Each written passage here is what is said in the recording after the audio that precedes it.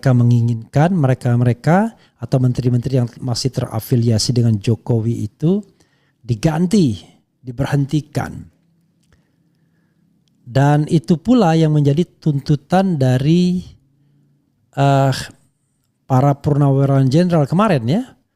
Jadi mereka juga menuntut agar mereka yang masih terafiliasi dengan Jokowi itu diberhentikan. Ada 8 tuntutan purnawirawan jenderal, laksamana, kemudian marsekal, dan dari 8 itu salah satunya adalah memberhentikan menteri-menteri yang masih terkait dengan Presiden Jokowi.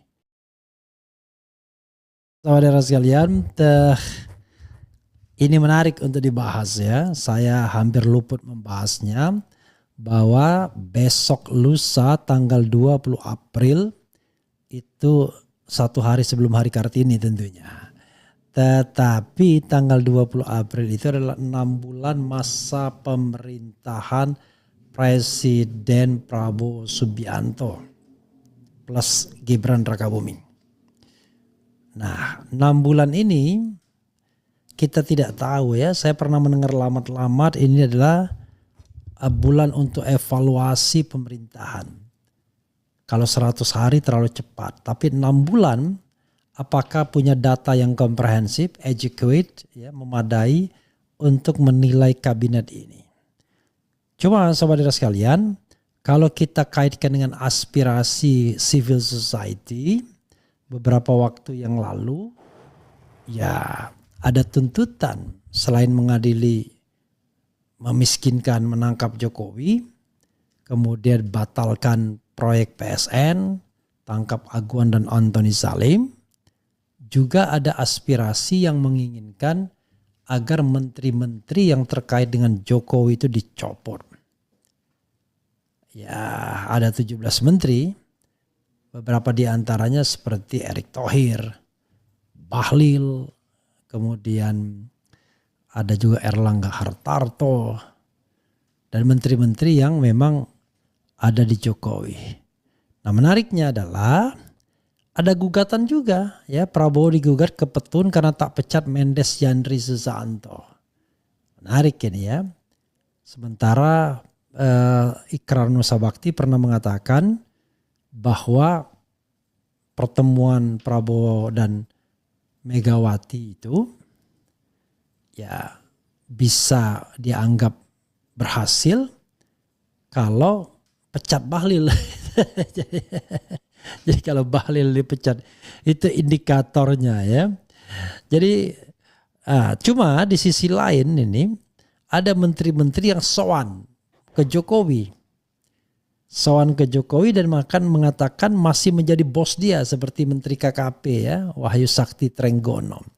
Nah ini juga aneh juga.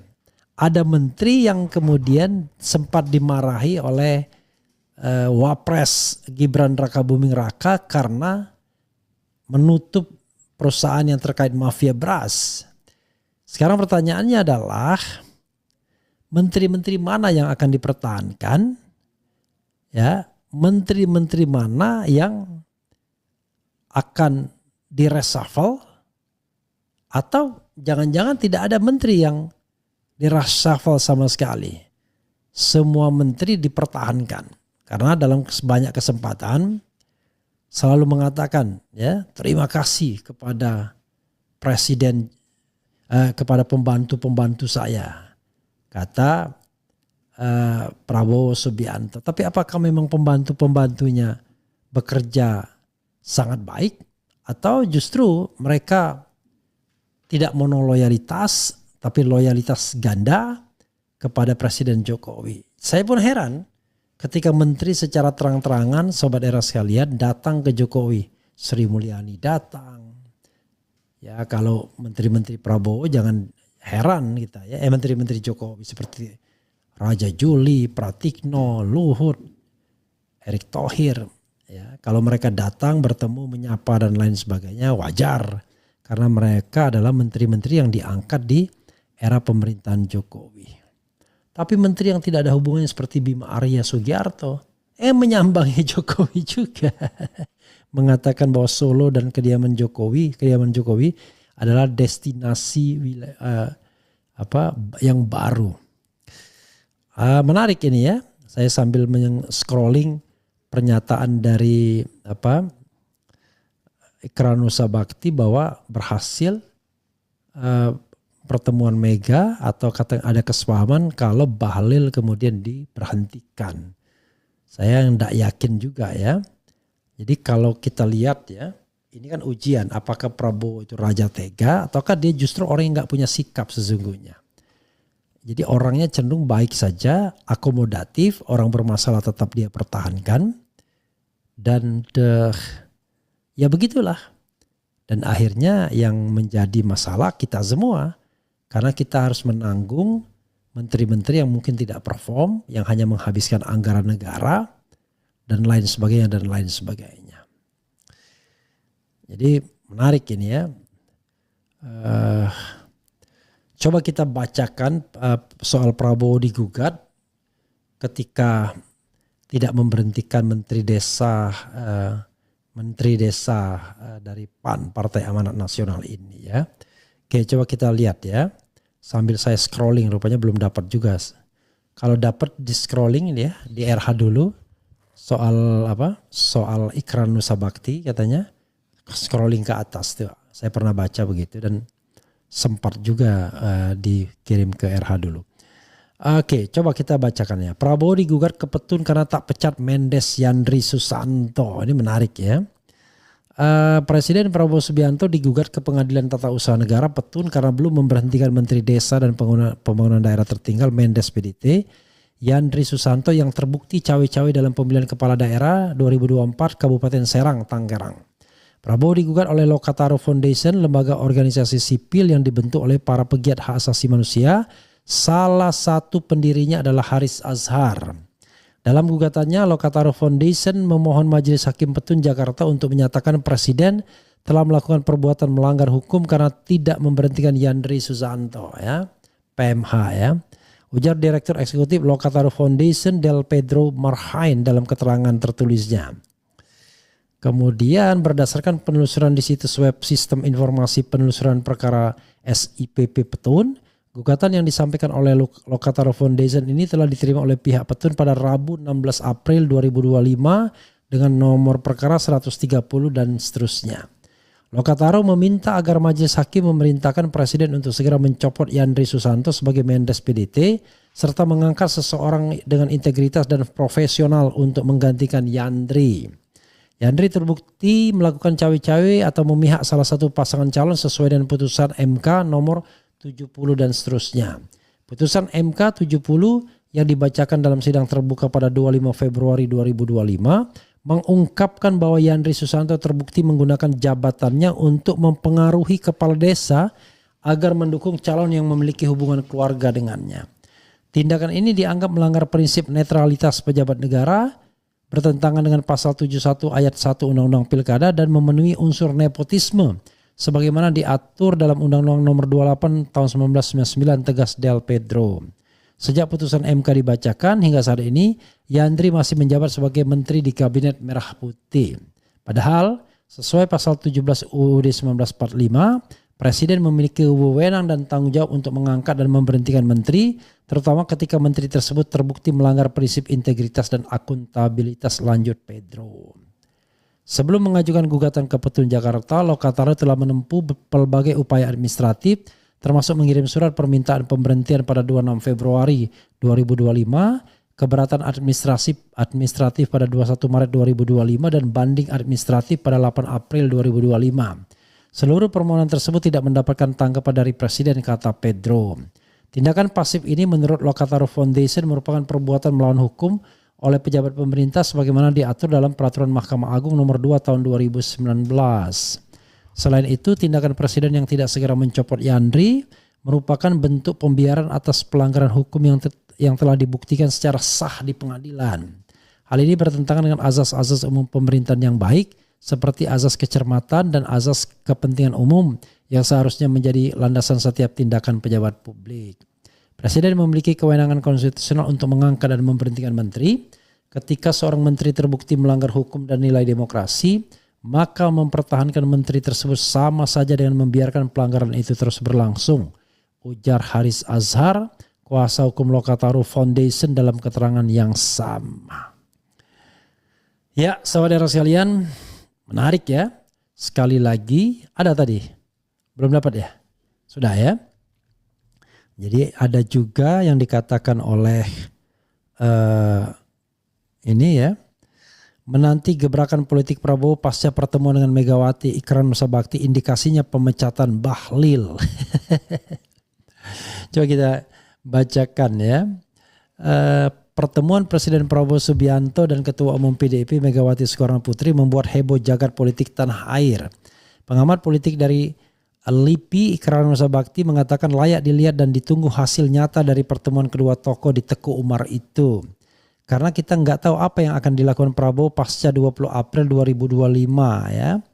Ujar Ikrar dalam perbincangan di podcast Abraham Samad. Kata Ikrar, Prabowo sempat menjanjikan akan melakukan gebrakan politik setelah 6 bulan pemerintahannya. Banyak orang yang menganalisis Prabowo akan benar-benar bebas dari cengkraman Jokowi. Indikasinya, Ketua Umum Partai Golkar Bahlil Lahadalia berhenti dari jabatannya sebagai Menteri SDM dan pemerintahan Prabowo. Kalau ini terjadi bisa dibilang Prabowo punya gigi, ucapnya. Demikian pula dengan yang terjadi kepada menteri-menteri di luar dari Koalisi Indonesia Maju atau KIM. Karena yang asli KIM itu bukan asli yang ada di kabinet, makanya disebut Kim Plus katanya. Terlepas dari itu, tambahnya banyak pengamat politik yang menyebut tidak mungkin Prabowo lepas dari Jokowi. Karena bagaimanapun Jokowi lah yang menentukan dia bisa jadi presiden melalui Gibran tuturnya. Tapi kita lihat juga nuansa politik yang ada dalam beberapa kali kesempatan bisa dikatakan bukan menjadi wakil presiden tapi diposisikan jadi orang yang tak bisa melakukan hal itu. Prabowo lanjut ikrar kemudian menugaskan adiknya Hasim seperti meresmikan tempat ibadah umat Buddha. Kasus musabaqah tilawatil Quran itu Gibran datang dan mukul gong gak bisa pidato padahal musabaqah tilawatil Quran itu bersifat umum pungkasnya. Jadi sobat RH sekalian, kita tunggu saja tanggal 20 nanti ya. Apakah akan terjadi reshuffle atau tidak. Apakah Bahlil di reshuffle, Erick Thohir di reshuffle, Yandri Susanto di reshuffle, Pratikno di reshuffle atau tidak. Saya tidak mendengar isu apapun, walaupun civil society kencang mengatakan bahwa mereka menginginkan mereka atau menteri-menteri yang masih terafiliasi dengan Jokowi itu diganti, diberhentikan. Dan itu pula yang menjadi tuntutan dari para purnawirawan jenderal kemarin ya. Jadi mereka juga menuntut agar mereka yang masih terafiliasi dengan Jokowi itu diberhentikan. Ada 8 tuntutan purnawirawan jenderal, Laksamana, kemudian Marsikal, dan dari 8 itu salah satunya adalah memberhentikan menteri-menteri yang masih terkait dengan Presiden Jokowi. Ini kita lihat ya. Ini ya. Oke. 6. Melakukan reshuffle kepada para menteri yang sangat diduga telah melakukan kejahatan korupsi dan mengambil tindakan tegas kepada para pejabat dan aparat negara yang masih terikat dengan kepentingan mantan Presiden RI ke-7 Joko Widodo. Nah, gitu ya. Jadi kalau masih terkait dengan kepentingan Joko Widodo hendaknya di reshuffle. Itu yang disampaikan para purnawirawan.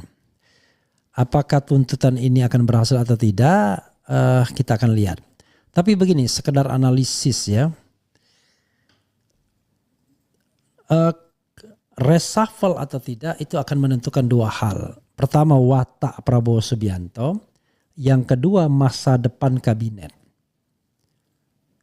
Ternyata kalau kita lihat Prabowo Subianto orang yang lebih mempertahankan pertemanan, lebih mempertahankan balas jasa, memberikan kenikmatan kepada orang yang mendukung dan koleganya, ketimbang berpikir bagaimana masa depan kementerian tersebut, masa depan program. Sepertinya begitu. Karena itu rasanya barangkali tidak akan ada reshuffle. Nah, cuma di sisi lain konsentrasi kita tidak pada isu reshuffle masalahnya, unfortunately. Tapi pada isu ijazah palsu. Apakah isu ijazah palsu sengaja didesain agar Gibran selamat, agar menteri-menteri yang terafiliasi dan Jokowi tidak dijorokin agar diganti? Wallahu alam. Itu soalnya ya, kita tidak mendengar isu reshuffle itu, dan kekuatan civil society juga tidak berkonsentrasi untuk 20 April. Saya berusaha berapa hari ini mengundang Faisal Azegab, tetapi sekali lagi sayangnya yang bersangkutan sedang sakit ya, flu dan demam. Nah, dulu pernah perdebatan kita waktu meeting di dekat Taman Mini. Saya katakan dukungan itu harus ada time frame-nya. Apakah 6 bulan ataukah 1 tahun. Pada waktu itu saya mengajukan waktu 1 tahun. Tapi mereka bilang 6 bulan cukup. Nah, kadang-kadang ya dalam mengukur sebuah sebuah tindakan atau waktu, kita kadang-kadang terlalu bernafsu. Pada waktu itu banyak orang yang mengatakan saya memberikan kesempatan 1 tahun misalnya. Kata orang nggak bisa, 6 bulan cukup. Maksudnya begini, waktu itu adalah untuk menentukan apakah kita akan tetap mendukung pemerintahan Prabowo atau tidak. Kalau Prabowo tidak melakukan reshuffle terhadap Menteri Pro Jokowi, maka case close. Tidak akan ada dukungan dari civil society lagi seperti Saididu dan teman-teman. Nah, saya mengatakan pada waktu itu sebenarnya waktu 6 bulan terlalu singkat, tapi mereka ngotot kalau 1 tahun kelamaan. Kita lihat, let's see. Apakah misalnya kalau Prabowo tidak melakukan reshuffle akan terjadi gelombang balik atau kan adem ayem saja. Nah, ini kan persoalan konsolidasi di civil society ya. Oke, saudara sekalian, coba kita bacakan komentar saudara sekalian. Kita sudah terbiasa dengar ijazah palsu. Kemudian kalau Bang Edi ya mengatakan, Edi Channel ya, menteri-menteri ini wajib di reshuffle ya, dia menunjukkan ya, nanti kita ganti judulnya. Jadi menteri-menteri ini wajib di reshuffle. Memang karena mereka sesungguhnya tidak memiliki legitimasi moral untuk tetap duduk. Tapi masalahnya kalau memang mereka tetap disukai oleh pemerintahan Prabowo, misalnya Prabowo heran sama Bahlil kok bisa menjadi menteri investasi padahal pendidikannya tidak tinggi-tinggi amat. Tapi kemudian akhirnya makin dekat sama Bahlil misalnya. Bahkan sepertinya kagum.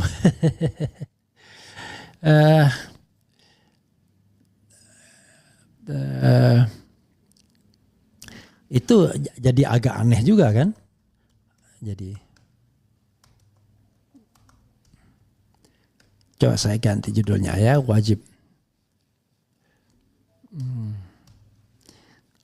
April 6 bulan kabinet Prabowo ya. Menteri-menteri ini wajib reshuffle. Itu. Is it ya? Itu paling tidak itu adalah aspirasi publik yang sudah pernah disampaikan. Mudah-mudahan kita akan lihat ya. Pada dasarnya kan mereka yang korup, mereka yang tidak bisa kerja itu tidak layak menjadi bagian dari pemerintahan. Apalagi mereka yang menggunakan jabatannya untuk kepentingan pribadi seperti Yandri Susanto. Ya, mendukung istrinya menjadi bupati ya. Begitu saja saudara sekalian, kita bacakan komentar Sobat RH terkait dengan hal ini ya. Teguh Santoso, Prabowo itu jadi presiden sahih akibat dari bantuan Jokowi. Menghilangkan pengaruh Jokowi dalam kabinet Prabowo ibarat menegakkan benang basah. Prabowo akan melakukan segala hal untuk tujuannya. Oke. Wowo masih betah di ketiak Jokowi. Kemudian apa lagi? Jangan harap Prabowo mengganti menteri-menteri rejim Jokowi. Lihat saja Kapolri masih menjabat. Masuk gorong-gorong wartawan boleh ambil video. Imam sholat di masjid wartawan boleh ambil video. Giliran wartawan mau lihat ijazah dilarang dan dirazia di rumah Jokowi. Hadah. Tuh Pak Egy sudah dipanggil Mabes, jangan-jangan laporan pencinta Jokowi tega aman.